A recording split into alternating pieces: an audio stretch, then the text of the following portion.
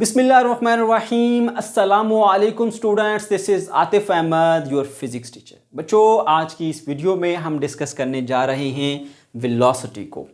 इस टॉपिक में हम सीखेंगे कि वेलोसिटी क्या होती है, इसका मुकम्मल कंसेप्ट डिटेल के साथ बताऊंगा एक एक चीज़, ठीक है। उसके बाद फिर हम बात करेंगे एवरेज वेलोसिटी की, फिर बात होगी इंस्टेंटेनियस वेलोसिटी की, और साथ में ही एक क्वेश्चन जो कि पेपर में आपसे पूछा जा सकता है वो बताऊंगा, why we need to measure instantaneous velocity, और ये हमारे लिए अहम क्यों होती है, ठीक है। फिर हम बात करेंगे यूनिफॉर्म वेलोसिटी के बारे में, और कुछ पॉइंट्स जो कि एमसीक्यूज़ की सूरत में आपसे पूछे जाते हैं वो डिस्कस करेंगे पॉइंट टू रिमेंबर में। लास्ट में बात करेंगे स्पीड के बारे में, ठीक है। तो चलिए जी स्टार्ट करते हैं। क्या होती है ये वेलोसिटी? बहुत ही सिंपल आसान सा कंसेप्ट है बच्चों।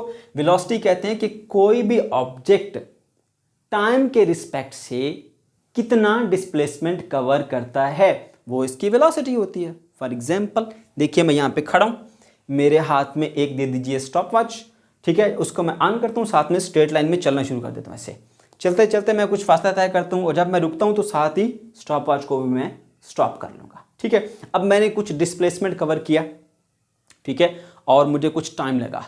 अब मेरी वेलोसिटी क्या है कि इस वक्त के लिहाज से मैंने कितना डिस्प्लेसमेंट कवर किया, वो मेरी वेलोसिटी है। समझ लो निकालते कैसे हैं? सिंपली डिस्प्लेसमेंट को टाइम से आप डिवाइड कर लेंगे तो आपको पता चल जाएगा कि मैंने एक सेकंड में कितना डिस्प्लेसमेंट कवर किया, वही मेरी वेलोसिटी है। इसको बड़े आसान तरीके से हम यूँ डिफाइन कर सकते हैं कि कोई भी बॉडी यूनिट टाइम में कितना डिस्प्लेसमेंट कवर करती है। वो यूनिट टाइम आपका सेकंड भी हो सकता है, तो यूं कह लीजिए एक सेकंड में कोई भी बॉडी कितना डिस्प्लेसमेंट कवर करती है, वो उसकी वेलोसिटी होगी। एक सेकंड में कोई बॉडी कितना डिस्प्लेसमेंट कवर करती है, वो उसकी क्या होगी? वेलोसिटी, ठीक है। अब दो ऑब्जेक्ट हैं ए और बी। ऑब्जेक्ट ए जो है वो एक सेकंड में 5 मीटर का डिस्प्लेसमेंट कवर करता है, ऑब्जेक्ट बी एक सेकंड में 10 मीटर का डिस्प्लेसमेंट कवर करता है, ठीक है। तो ऑब्जेक्ट ए जो है, ठीक है, उसकी जो वेलोसिटी होगी वो 5 मीटर पर सेकंड होगी, ठीक। और ऑब्जेक्ट बी की क्या होगी? 10 मीटर पर सेकंड। तो ये तेज है, ये फास्टली मूव कर रहा है, और ये स्लो है। इसकी वेलोसिटी हाई है, इसकी वेलोसिटी लो है। बहुत ही आसान, बहुत ही सिंपल है, ठीक है बच्चों। ओके जी, अब हम आ जाते हैं जी इसकी डेफिनेशन पर। डेफिनेशन भी इसी तरह से है, measure of displacement delta S covered with respect to time delta T. तो यहां पर भी यही बात बताई जा रही है कि वेलोसिटी असल में क्या है? डिस्प्लेसमेंट है with respect to time. Measure of displacement delta S covered with the passage of time delta T is called velocity, ठीक है। अच्छा, अब यहां पे एक जरा बात बड़े गौर से सुनिएगा। आपने क्लास 9th में फार्मूला पढ़ा था वेलोसिटी का, v is equal to D divided by T. उसके बाद अब आप फर्स्ट ईयर में आए। फर्स्ट ईयर में जब आप देखते हैं कि भाई अब आपके पास v जो है वो बराबर है delta S divided by delta T. ये डेल्टा डेल्टा देख के घबरा जाते हैं, और बच्चे क्वेश्चन करते हैं कि सर ये डेल्टा क्यों आ गया, पहले तो नहीं आता था, क्या मकसद है इसके यहाँ आने का, और ये किस तरह यहाँ पे डेल्टा आता है, हमें ये सिखाइए, ठीक है। तो उसके लिए मैंने यहाँ पर एक डायग्राम बनाई है, और मैं एक्सप्लेन करूँगा कि क्यों यहाँ पर डेल्टा आया। लेकिन अगर आप इसको नहीं भी सीखना चाहते इस पॉइंट को, तो कोई दिक्कत की बात नहीं है, आप डायरेक्टली इस फार्मूले के ऊपर जा सकते हैं, क्योंकि आपकी रिक्वायरमेंट डेफिनेशन, फार्मूला, यूनिट्स और ये चीज़ें हैं। ये आपके कंसेप्ट के लिए आपको पता चल जाए कि किस तरह से ये डेल्टा एस आता है और किस तरह से यहाँ पर डेल्टा टी, ताकि रट्टा ना लगाना पड़े, आपको पता हो चीज़ों का, यानी मुकम्मल कंसेप्ट के लिए। ओके चलिए, तो बच्चों देखिए, आपके पास जो वेलोसिटी का फार्मूला होता है वो होता है डिस्प्लेसमेंट डिवाइडेड बाय टाइम। अब डिस्प्लेसमेंट कितना कवर किया उसको देखना है, ठीक है। इससे प्रीवियस लेक्चर में मैंने आपको डिस्प्लेसमेंट के बारे में बताया था, उसकी ग्राफिकल रिप्रेजेंटेशन भी बताई थी, ठीक है। और आपको याद होगा, अगर आपने वो लेक्चर देखा है तो याद होगा कि आपके पास सबसे पहले एक एक्स वाई प्लेन हमने ड्रा किया था। एक पॉइंट ये था ए, जिस पे कोई ऑब्जेक्ट पड़ा हुआ था, और वह यहां से शिफ्ट होकर दूसरी पोजीशन पर जाता है बी पर, ठीक है। तो आपने ए से लेकर बी तक डिस्प्लेसमेंट को कैलकुलेट करना था। तो क्या किया था आपने? सबसे पहला काम ये किया था, यहां से एक पोजीशन वेक्टर ड्रा किया था उस पॉइंट तक डिस्प्लेसमेंट कैलकुलेट करने के लिए। पहला स्टेप क्या होता है? पोजीशन वेक्टर ड्रा करना। क्या होता है पोजीशन वेक्टर? बहुत आसान, ऐसा वेक्टर जो किसी भी पॉइंट की लोकेशन के बारे में बताता है। ये कहां से शुरू होता है? ओरिजिन से शुरू होता है। कहां पे एंड होता है? जहां पर वो पॉइंट है। तो देख लो, ये पॉइंट ए है, ओरिजिन से यहां तक एक वेक्टर आ गया, इसको हम आर से रिप्रेजेंट करते हैं, आर ए, ऊपर हमने ऐसे वेक्टर, इसको बोलते हैं पोजीशन वेक्टर। और फाइनल पोजीशन आपकी ये है, इसका भी पोजीशन वेक्टर ड्रा किया था हमने, ये इस तरह से, ये आ गया position vector R B, okay, तो डिस्प्लेसमेंट तो हमारा ए से बी तक ये बनता है, ये डॉटेड लाइन बना देता हूं मैं ऐसे, ये रहा हमारा डिस्प्लेसमेंट, उसको हमने डेल्टा आर से डिनोट किया था। ठीक है, ये रहा डिस्प्लेसमेंट हमारा। ओके जी, ठीक है। तो अब इसको कैसे आपने किया था, आपने हेड टू टेल रूल का यहाँ पे इस्तेमाल किया था, ये पहला वेक्टर, ये दूसरा वेक्टर, और ये उस तरह से उसके मुताबिक उसका रिजल्टेंट बनता है। मैंने सिखाया था किस तरह से रिजल्टेंट बनता है। तो ये और ये वेक्टर ऐड करते हैं तो आपको ये मिलता है। तो मैं लिखता हूँ यहाँ पे R B vector is equal to R A vector plus delta R vector. तो आपको तो डिस्प्लेसमेंट की वैल्यू निकालनी है जो कि डेल्टा आर से रिप्रेजेंट किया हुआ है, तो ये इधर आके माइनस हो जाएगा, R B minus R A is equal to delta R. ये तरीका था डिस्प्लेसमेंट कैलकुलेट करने का। बड़े ध्यान से बात सुनना, कोई मुश्किल काम नहीं है ये। आर बी माइनस आर ए, दो पॉइंट है, एक इनिशियल पॉइंट एक फाइनल पॉइंट। आर ए इसका पोजीशन वेक्टर, आर बी इसका पोजीशन वेक्टर, दो पॉइंट के पोजीशन वेक्टर्स को माइनस किया आपने तो डिस्प्लेसमेंट मिल जाएगा। ये तरीका है ग्राफिकल मेथड से डिस्प्लेसमेंट कैलकुलेट करने का, जो कि आपको इस लेवल पे अब आना चाहिए क्योंकि आगे आप इनका इस्तेमाल करेंगे। ओके, तो बच्चों ये आ गया जी, इसको हम बोलते हैं जी ये डिस्प्लेसमेंट है। इसको डेल्टा आर से इस वजह से शो किया गया क्योंकि ये भी आर है, ये भी आर है। ठीक है, तो यहां पर किया इनको माइनस, तो दो चीजों का जो माइनस होता है ना, मतलब वो चेंज देता है। वो डेल्टा हम इस्तेमाल करते हैं चेंज के लिए, स्मॉल चेंज के लिए। ठीक है, तो यहां पर देखिए आर बी माइनस आर ए किया तो आर में चेंज है, तो आर में चेंज को डेल्टा आर से रिप्रेजेंट कर सकते हैं। इस वजह से हमने डिस्प्लेसमेंट को डेल्टा आर लिखा, और वही यहां पर भी होगा। देखिए अब हमने यहाँ पे उसी तरह की मिलती जुलती एक एग्जांपल ले लिया, हमने एक्स वाई प्लेन नहीं लिया ताकि आप डर ना जाएं इससे। तो हमने एक जो है वो रोड ले ली इस तरह की, और यहाँ पर एक जो है वो ये आप देख सकते हैं एक लाइट लगा दी है। ठीक है, ये इसका ओरिजिन कह लीजिए, यहाँ से ये पॉइंट्स का ओरिजिन है। तो आपने एक गाड़ी को देखा, पहले इस पोजिशन पर थी, उसके बाद फाइनली आपने देखा तो इस पोजिशन पर थी। पहले यहाँ देखा फिर यहाँ देखा, ये दो पॉइंट, इन दो पॉइंट के दरमियान में आपने पहले डिस्प्लेसमेंट निकालना है, फिर इसको टाइम से डिवाइड करके वेलोसिटी निकलेगी। तो पहले डिस्प्लेसमेंट, तो डिस्प्लेसमेंट निकालने का तरीका याद है ना, क्या करते हैं, ये इस पॉइंट का इनिशियल पोजीशन का पोजीशन वेक्टर, फाइनल पोजीशन का पोजीशन वेक्टर, दोनों को माइनस करते हैं तो आपको डिस्प्लेसमेंट मिलता है। फिर से सुन लो, ये बात याद रख लेना, डिस्प्लेसमेंट कैसे मिलेगा, फाइनल पॉइंट का position vector minus initial point का पोजीशन वेक्टर। तो ये किया हमने यहाँ पर, देखिए ये इनिशियल पोजीशन, ये फाइनल, इसका पोजीशन वेक्टर कहाँ होगा, ओरिजिन से लेकर यहाँ तक ऐसे। तो मैंने यहाँ की बजाय यहाँ ड्रा कर दी ताकि आपको अच्छे से दिखे, S1 इसका नाम रख दिया, और ये रहा हमारा फाइनल पॉइंट। तो ओरिजिन से फाइनल तक जो है हमारे पास ये वेक्टर आएगा, इसको बोला पोजीशन वेक्टर S2। ठीक है, तो जब हमने दो पॉइंट के दरमियान डिस्प्लेसमेंट निकालना है तो क्या करेंगे, तो हम क्या करेंगे, final position vector minus initial position vector करेंगे, यानी S2 माइनस S1। और ये S2 माइनस S1 क्या है, S में चेंज है, चेंज को किससे डिनोट करते हैं, डेल्टा से डिनोट करते हैं। दैट्स वाई हमने यहां पर डेल्टा एस लिख दिया। ठीक है, समझ गए। तो इस वजह से हम एस डेल्टा साथ में लगाते हैं, इसके delta S is equal to S2 minus S1। Clear हुई बात। अच्छा, अब डिस्प्लेसमेंट कैलकुलेट करने के लिए वैसे सिंपल मैं आपको बताता हूँ। फर्स्ट कर लो, ये गाड़ी भाई यहाँ से चलती हुई जा रही है ऐसे, और यहाँ पे ना रोड के ऊपर ये पॉइंट्स लगे जहाँ पे लिखा हुआ है कि 1 किलोमीटर 2 किलोमीटर, इस पॉइंट से 3 किलोमीटर 4 5 6 जो भी इस पॉइंट का नाम है, मैं उसको नहीं डिस्कस करता, इससे इतनी दूर इतनी दूर 10 मीटर तक दूर चले गए। जब यहाँ पे आपने देखा कि गाड़ी जो है वो इस ओरिजिन से, इस पॉइंट ओ से कितनी दूर चलेगी, 3 मीटर, तब आपने इसको ऑब्जर्व किया था। तो ये इसका पोजीशन वेक्टर है 3 मीटर का इस डायरेक्शन में। ओके, फिर जब फाइनली जब आपने इसको इस पॉइंट पर देखा तो अब ये ओरिजिन से कितनी दूर चलेगी, 8 मीटर दूर चलेगी। पहले 3 मीटर दूर थी, अब 8 मीटर दूर चली गई है।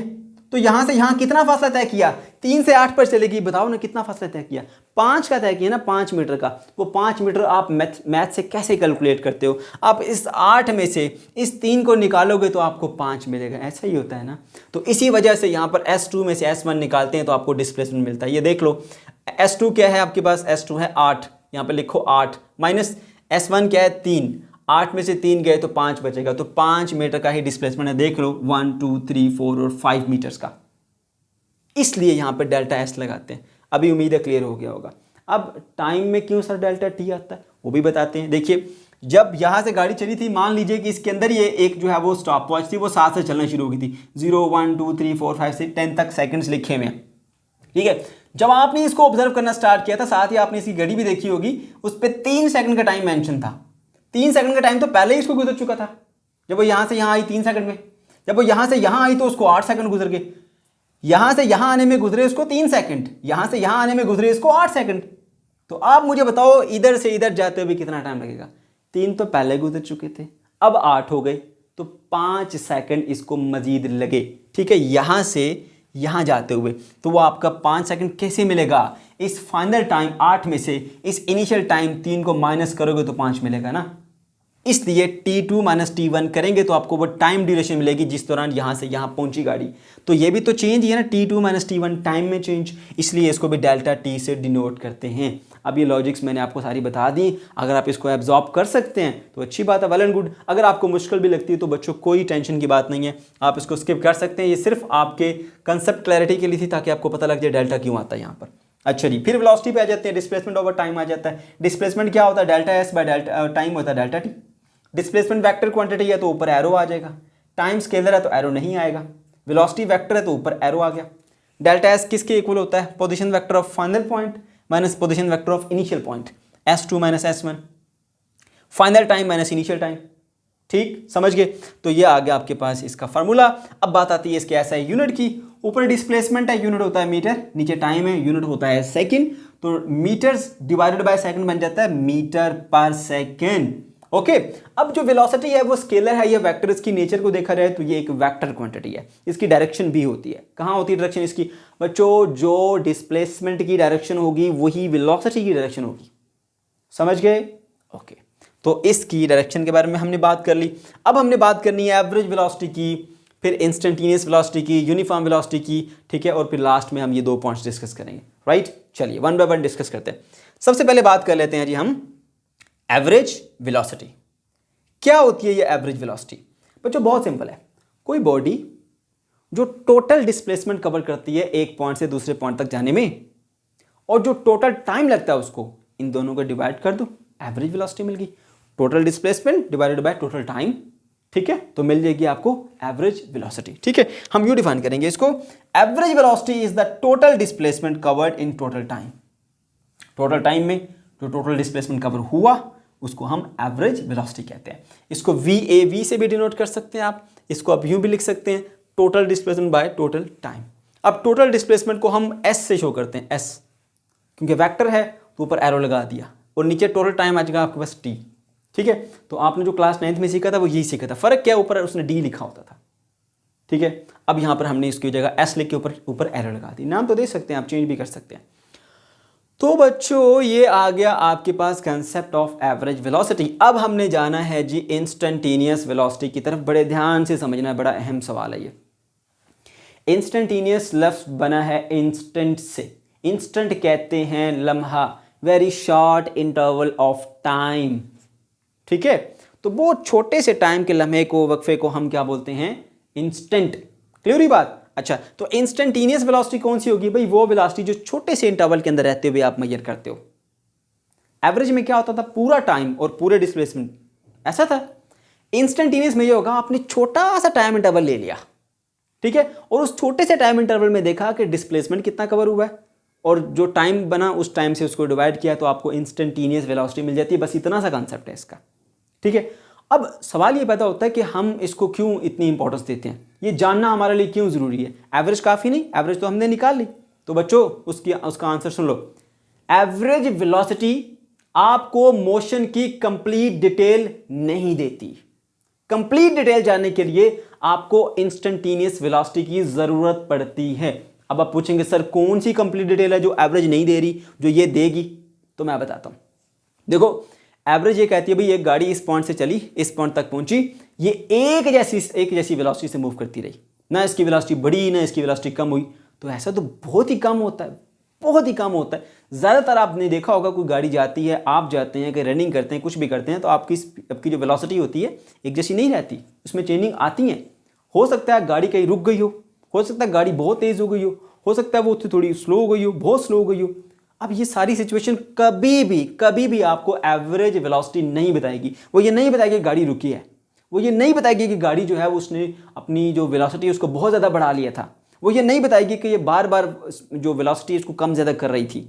वो एक ही बात करेगी, भाई इतना टाइम लगा है, इतना डिस्प्लेसमेंट है, डिवाइड कर लो, आपको एवरेज मिल जाएगी। बस ये इसी वेलोसिटी के साथ ये चलती हुई आई है। लेकिन ऐसा नहीं है, वो रुकी भी होगी कहीं ना कहीं, तो वो ये नहीं बताएगी। वो तेज़ हुई है ये नहीं बताएगी, वो कम ज़्यादा होती रही ये नहीं बताएगी, वो बार बार ब्रेक लगाती रही, स्लो करती रही, बार बार उसको सडनली इंक्रीज करती रही ये नहीं बताएगी। बात समझो?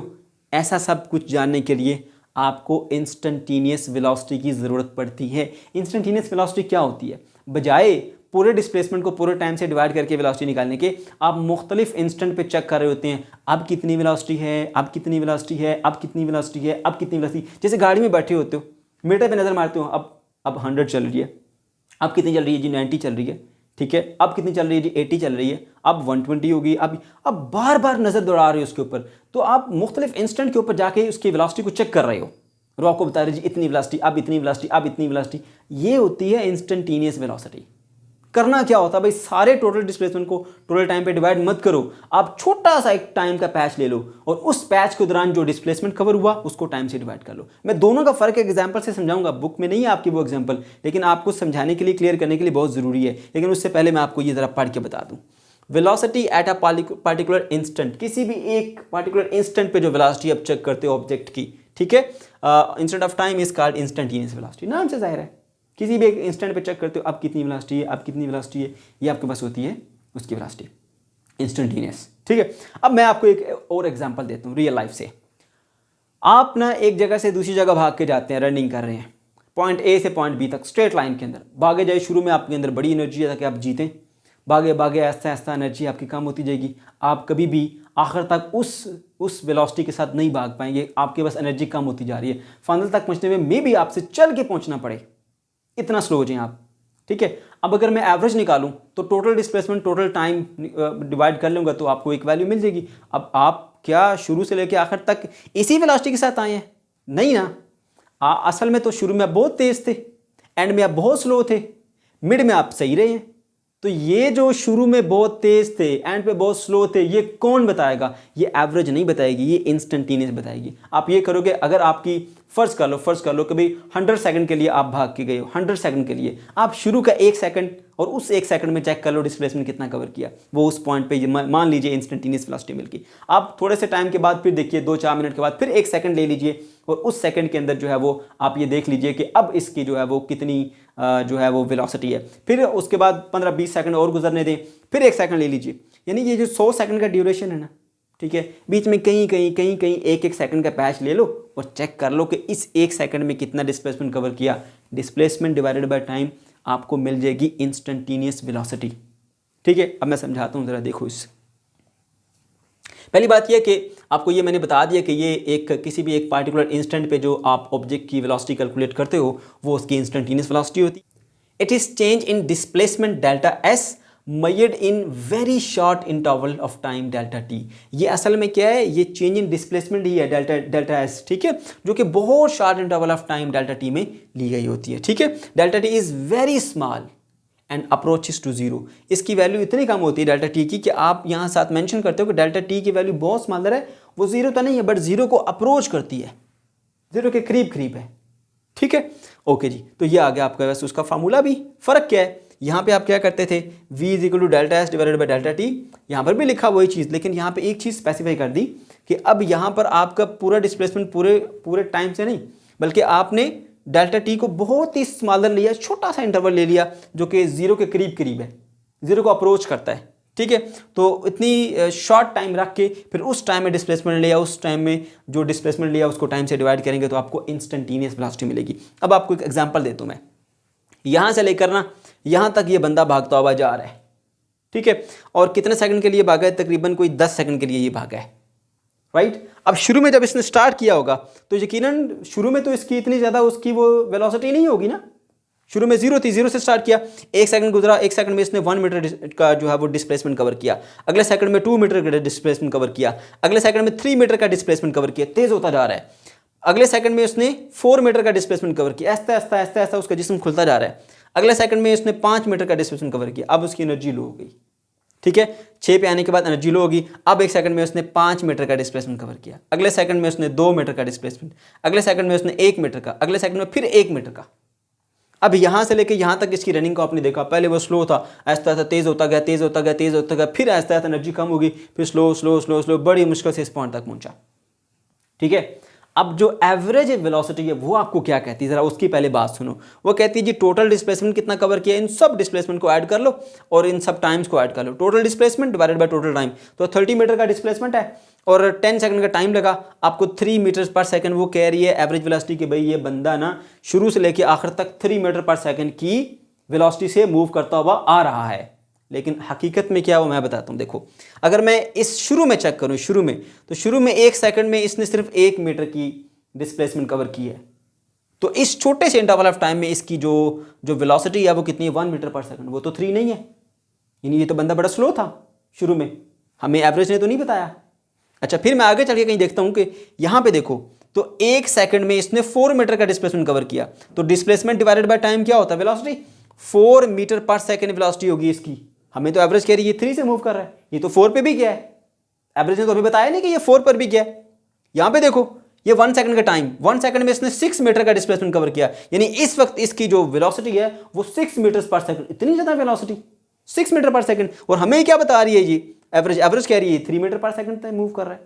तो एवरेज ने क्या आपको पूरी मोशन की डिटेल बताई नहीं, मगर इंस्टेंटेनियस बता रही है। शुरू में स्लो था, फिर थोड़ा तेज हुआ, इस पॉइंट पे आके बहुत ज़्यादा तेज हो गया, फिर आगे चले यहाँ पे फिर स्लो हो गया, 1 सेकंड में 2 मीटर, यानी इसकी वेलोसिटी 2 मीटर पर सेकंड है। आखिर में जाके देखा तो फिर आखिरी सेकंड में 1 सेकंड में इसने 1 मीटर का डिस्प्लेसमेंट कवर किया, तो इसकी वेलोसिटी फिर 1 मीटर पर सेकंड होगी।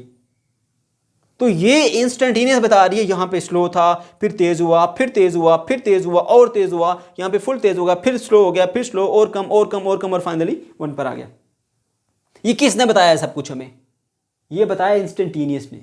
तो भाई बहुत ही सिंपल और आसान सा कंसेप्ट है कि जो एवरेज वेलोसिटी होती है वो मोशन की कंप्लीट डिटेल नहीं बताती। वो नहीं बताती बॉडी कहाँ स्लो हुई थी, वो नहीं बताती बॉडी कहाँ तेज हुई है, वो नहीं बताएगी बॉडी कहाँ रेस्ट पे आई है, वो नहीं बताएगी कि मैक्सिमम कितनी तेजी से ये मूव की है। वो एक ही बात बताएगी, एवरेज। ठीक है, ना बहुत ज़्यादा बताएगी ना बहुत कम बताएगी। देख सकते हैं इसने बताया 3 मीटर पर सेकंड। मैंने मुख्तलिफ पॉइंट्स के ऊपर चेक किया। ए पॉइंट पे मैंने चेक किया, यहाँ पर ए पॉइंट पे इसकी वेलोसिटी 1 मीटर पर सेकंड है। एफ पॉइंट के ऊपर देख लो, एफ पॉइंट कहाँ पर है हमारे पास, ये एफ पॉइंट पे इसकी वेलोसिटी 6 मीटर पर सेकंड है। ठीक है, उसके बाद यहाँ देख लो वी एच, यानी एच पॉइंट पे मैंने इसको चेक किया, एच पॉइंट पे इसकी वेलोसिटी 2 मीटर पर सेकंड है। जे पॉइंट पे इसकी वेलोसिटी 1 मीटर पर सेकंड है। तो आप मुख्तलिफ इंस्टेंट के ऊपर, ये सारा टाइम है जिस टाइम के अंदर वो मूव करते रहे, आप किसी भी एक इंस्टेंट पे चेक कर सकते हैं अब कितनी वेलोसिटी है, अब कितनी वेलोसिटी है, अब कितनी वेलोसिटी है। तो आपको मोशन की कंप्लीट डिटेल मिलेगी इसके अंदर। आप समझ आ जाना चाहिए कि इंस्टेंटेनियस वेलोसिटी क्या होती है, एवरेज वेलोसिटी क्या है और एवरेज में इंस्टेंटेनियस में फर्क क्या होता है। इंस्टेंटेनियस ऐसा क्या करती है जो एवरेज के पास नहीं है। ठीक है, ओके जी। तो ये एग्जाम्पल जो है वो सिर्फ आपको समझाने के लिए, आपने ये बनानी नहीं है, बनाना बस आपने इतना ही है भाई, इसकी डेफिनेशन लिख लीजिए, ये पॉइंट लिख लीजिए, ठीक है, और उसके साथ इसका फार्मूला लिख लीजिए। ठीक है, यहाँ पे इंस्टेंटेनियस में लाजमी आपने मेंशन करना है कि जो टाइम टी है, डेल्टा टी, वो अप्रोचेस टू जीरो है, यानी इतना कम है कि जीरो के करीब करीब चला जाता है वो। ठीक है, ओके। तो उसी very short interval of time के अंदर डेल्टा ऐसा आपने डिस्प्लेसमेंट लिया, डिवाइड करेंगे, इंस्टेंटेनियस मिल गई आपको। क्लियर हो गया। अब उम्मीद है कि इस एग्जाम्पल से ना आपको अब कन्फ्यूजन बाकी नहीं रही होगी कि इंस्टेंटेनियस वेलोसिटी क्या होती है और एवरेज वेलोसिटी क्या होती है। उसके बाद फिर हम जाएंगे जी बहुत ही आसान सा क्लास 9 वाला कॉन्सेप्ट, यूनिफॉर्म वेलोसिटी। बच्चों यूनिफॉर्म का मतलब होता है एक जैसा, यूनी का मतलब वन, फॉर्म का मतलब शक्ल। आपके जो कॉलेज या स्कूल के जो आपके यूनिफॉर्म होते हैं वो उनको यूनिफॉर्म इसीलिए बोला जाता है, सबके एक जैसे होते हैं। ठीक है ना। तो यहाँ पर लफ्ज़ यूनिफॉर्म का मतलब आप जब भी सोचेंगे तो आप माइंड में ये लाएंगे एक जैसा होना। यूनिफॉर्म वेलोसिटी का मतलब है एक जैसी वेलोसिटी होना। ठीक है, तो हम कहेंगे कि अगर कोई भी बॉडी वक्त के इक्वल इंटरवल यानी टाइम के इक्वल इंटरवल में अगर कोई बॉडी इक्वल डिस्प्लेसमेंट कवर कर रही है तो उसकी वेलोसिटी जो है वो हमारे पास कैसी होगी, यूनिफॉर्म। लाइक एक ऑब्जेक्ट जो है वो यहाँ से इस पॉइंट तक मूव कर रहा है, ये मैंने जो छोटे छोटे पैचेस में इसको डिवाइड कर दिया। 1 सेकंड में इसने 1 मीटर का डिस्प्लेसमेंट कवर किया, अगले सेकंड में फिर 1 मीटर का डिस्प्लेसमेंट, अगले सेकंड में फिर 1 मीटर का डिस्प्लेसमेंट। अब देख सकते हैं कि छोटे छोटे इक्वल पैचेस बन गए, equal interval of time 1 second 1 second 1 second 1 second 1 second 1 second, और उसमें इक्वल डिस्प्लेसमेंट कवर कर रहा है 1 metre 1 metre 1 metre 1 metre 1 metre 1 metre. तो अगर कोई body equal interval of time में इक्वल डिस्प्लेसमेंट कवर करे तो उसकी जो वेलोसिटी होती है वो हमारे पास क्या होती है, यूनिफॉर्म। देखो यहाँ पर यूनिफॉर्म नहीं थी, 1 सेकंड में 1 मीटर कवर हो रहा है, अगले सेकंड में 2 मीटर कवर हो रहा है, अगले सेकंड में 3 मीटर कवर हो रहा है, तो वेलोसिटी एक जैसी नहीं है, यूनिफॉर्म नहीं है, वेलोसिटी बढ़ रही है फिर कम हो रही है।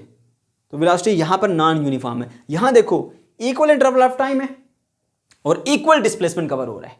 यहां इक्वल इंटरवल ऑफ टाइम में अनइक्वल डिस्प्लेसमेंट कवर हो रहा है। अगर इक्वल इंटरवल ऑफ टाइम में अनइक्वल डिस्प्लेसमेंट कवर होगा तो इसका मतलब ये हुआ कि फिर ये नॉन यूनिफॉर्म वेलोसिटी है, और अगर इक्वल इंटरवल ऑफ टाइम में इक्वल डिस्प्लेसमेंट कवर होगा तो ये यूनिफॉर्म वेलोसिटी होती है। अब कुछ पॉइंट्स जो कि आपको याद रखने वो बता देता हूं। If a body is moving with uniform velocity then instantaneous velocity is equal to average velocity. याद रखना, अगर कोई बॉडी यूनिफॉर्म वेलोसिटी से जा रही है, ठीक है, यूनिफॉर्म वेलोसिटी से अगर बॉडी जा रही है तो फिर उसकी इंस्टेंटेनियस वेलोसिटी और उसकी एवरेज वेलोसिटी दोनों एक होती। यूनिफॉर्म का मतलब है वो चेंज नहीं करता। यहाँ पर तो वो चेंज कर रहा था ना, चेंज कर रहा था, ठीक है, तो आपको यहाँ पे अलग अलग वैल्यूज मिली।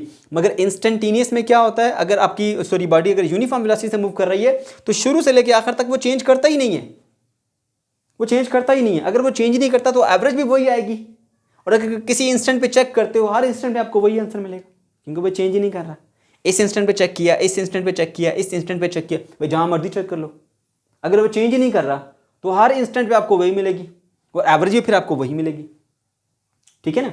इसलिए जब एक बॉडी जो है वो यूनिफॉर्म वेलोसिटी से मूव करती है, यानी एक जैसी वेलोसिटी से मूव करती है, वेलोसिटी को चेंज नहीं करती, तो फिर इंस्टेंटेनियस वेलोसिटी और एवरेज वेलोसिटी दोनों इक्वल हो जाती है। ये बहुत ही इंपॉर्टेंट एक ऑब्जेक्टिव है जो कि आपको याद रखना है। Speed is a scalar quantity. अब ये स्पीड और जो वेलोसिटी, इसके हवाले से एक बात आती है कि हमारे पास जो वेलोसिटी है वो एक वेक्टर क्वांटिटी है, स्पीड जो है वो एक स्केलर क्वांटिटी है। वेलोसिटी जो है वो नेगेटिव भी हो सकती है, पॉजिटिव भी हो सकती है, ठीक है, क्योंकि वेक्टर जो है वो नेगेटिव पॉजिटिव हो सकते हैं। अगर डायरेक्शन रिवर्स हो जाए तो नेगेटिव, ठीक है। तो जो हमारे पास स्केलर होते हैं ना, स्केलर में सिर्फ मैग्नीट्यूड होता है, ठीक है, उसमें डायरेक्शन तो होती नहीं, तो वो हमारे पास हमेशा क्या होते हैं जी, पॉजिटिव ही होते हैं, वो नेगेटिव ही होते हैं। वैसे भी आपने पढ़ा होगा कि magnitude can never be negative, magnitude negative हो ही नहीं सकता, ठीक है। डायरेक्शन होती है नेगेटिव, उसकी मतलब नेगेटिव का मतलब डायरेक्शन, तो डायरेक्शन तो इसका कोई ताल्लुक ही नहीं है। स्पीड तो स्केलर है, उसमें तो डायरेक्शन नहीं होती, और वेलोसिटी एक वेक्टर है, उसमें डायरेक्शन होती है। डायरेक्शन रिवर्स हुई, नेगेटिव साइन आएगा। इसलिए याद रखना, स्पीड स्केलर है और वेलोसिटी वेक्टर है।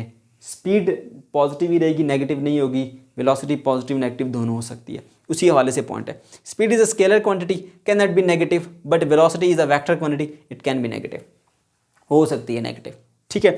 स्पीड होती क्या है, थोड़ा सा फर्क है। यहाँ पर हमने क्या देखा था, डिस्प्लेसमेंट, टाइम के रिस्पेक्ट से बॉडी कितना डिस्प्लेसमेंट कवर करती है, वो क्या आती है उसकी वेलोसिटी। स्पीड में हम ये कहेंगे टाइम के रिस्पेक्ट से कोई बॉडी कितना डिस्टेंस कवर करती है। समझ गए, डिस्टेंस एक स्केलर है, टाइम भी स्केलर है, स्केलर को स्केलर से डिवाइड करेंगे तो आपको आंसर भी स्केलर ही मिलेगा। तो स्पीड एक स्केलर क्वांटिटी है, ठीक है। Rate of change of distance is called speed. आसान सी क्लास 9th वाली डेफिनेशन मैंने लिखी है। तो स्पीड का formula distance over time, okay. अच्छा, अब एक और उसकी रीज़न भी लिखी हुई नीचे मैंने, ताकि अगर आपको कोई पूछ ले तो बता दीजिएगा। It always remain same or increase. Distance या तो सेम रहता है किसी भी, मतलब मेरे से इस दीवार का डिस्टेंस या तो सेम रहेगा, ठीक है, या बढ़ जाएगा, ठीक है, बात समझ रहे हैं। It always remain same or increase with the time. Distance की या तो वैल्यू, चलो मैं कहता हूं जी नहीं है डिस्टेंस आपका जीरो है, कम होकर जीरो हो जाएगा। अब जीरो से कम कैसे करोगे, या तो कुछ ना कुछ इसकी वैल्यू होगी या कुछ नहीं होगी, ठीक है। तो नेगेटिव ये नहीं होता, इट ऑलवेज रिमेन सेम, या तो ये हमेशा सेम रहता है, आर क्या करता है, ये इंक्रीज करता है विद द टाइम, टाइम के रिस्पेक्ट से इंक्रीज करता है, that is why it is always positive. ठीक हो गया। तो ये था हमारा आज का लेक्चर। अगर आपको कोई कन्फ्यूजन है या किसी किस्म का कोई प्रॉब्लम है तो कमेंट सेक्शन के अंदर आप ज़रूर पूछ सकते हैं। अल्लाह हाफिज़।